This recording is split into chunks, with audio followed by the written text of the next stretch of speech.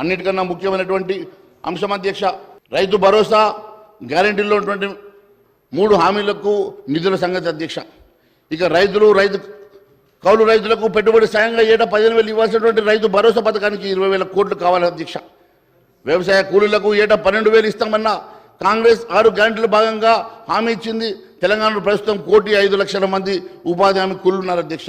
వీరంతా రైతు కూలీలు అధ్యక్ష. వీరికి 12,000 చొప్పున ఇచ్చేందుకు 12,600 కోట్లు అవసరమవుతాయి అధ్యక్ష. మరి ఇక వరి పంట క్వింటాల్కి 500 బోనస్ ఇస్తామని కాంగ్రెస్ గతంలో చెప్పినటువంటి గ్యారెంటీలో భాగం అధ్యక్ష.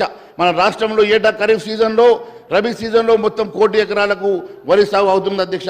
గణాంకాల ప్రకారం మరి సగటున ఎకరానికి 23 క్వింటాల పైగా దిగుబడి వస్తుంది. ఈ లెక్కన 23 కోట్ల క్వింటాల వరి ధాన్యం క్వింటాల్కి 500 చొప్పున 12,000 కోట్ల రూపాయలు అవుతుంది అధ్యక్ష. ఈ రకంగా అవసరమైనటువంటి నిధులు ఎక్కడ కూడా మరి కాలం రావడం లేదు అధ్యక్ష.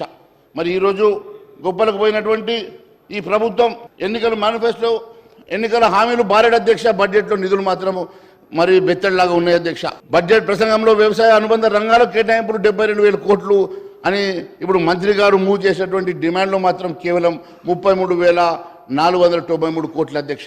ఏంటో మరి అంకెల గారెడి దేనికోసం ఈ రకంగా మరి మాయ చేస్తా ఉన్నారో తెలియడం లేదు. మరి ఆర్థిక మంత్రి తన బడ్జెట్ ప్రసంగంలో వ్యవసాయ అనుబంధ రంగాలకు 72,659 కోట్లు కేటాయించినట్టు చెప్పారు.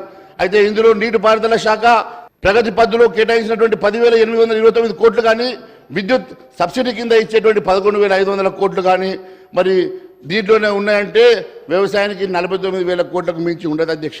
మరి ఈ రకంగా మరి వ్యవసాయానికి 31,000 కోట్ల రూపాయలు కేవలం మరి రుణమాఫీకి పోతే మరి రైతు బంధుకు కానీ రైతు భరోసాకు కానీ మరి ఇతరగా రైతు కూలీలకు కానీ వ్యవసాయ కూలీలకు మనం ఇచ్చినటువంటి హామీలలో ఎక్కడ నిధులు ఉండవు అధ్యక్ష.